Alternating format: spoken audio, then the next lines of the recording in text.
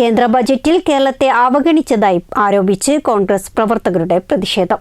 Congress Mukkam block കമ്മിറ്റിയുടെ നേതൃത്വത്തിൽ മുക്കം മങ്ങാടിയിൽ പ്രതിഷേധ പ്രകടനവും പൊതുയോഗവും സംഘടിപ്പിച്ചു.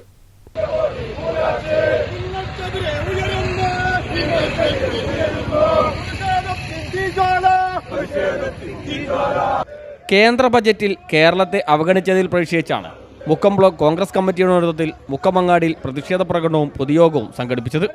ആലിഞ്ചുവട്ടിൽ നിന്നും ആരംഭിച്ച പ്രകടനം മുക്കം ടൗൺ ചുറ്റി ആലിഞ്ചുവട്ടിൽ തന്നെ സമാപിച്ചു.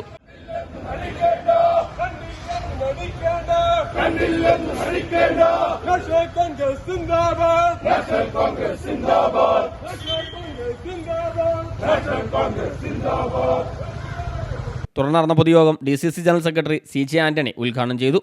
കേന്ദ്ര ഗവൺമെന്റ് ഇപ്പം അവതരിപ്പിച്ച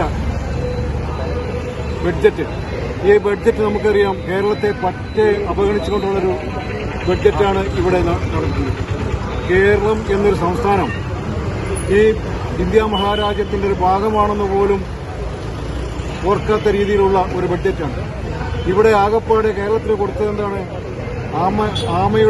കടലാമയുടെ മുട്ട സംരക്ഷിക്കാനുള്ള ഒരു ബഡ്ജറ്റ്.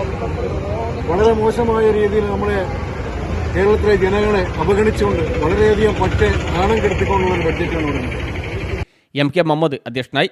തിരുവമ്പാടി നിയോജക മണ്ഡലം UDF convener KT Mansoor, Mukkam Congress മണ്ഡലം പ്രസിഡന്റ് നിഷ മുല്ലുളി, ജുനൈദ് പാണ്ടികശാല, ബൈജു കച്ചേരി, രാജു കുന്നത്ത്, നിഷാദ് വീച്ചി തുടങ്ങിയവർ സംസാരിച്ചു.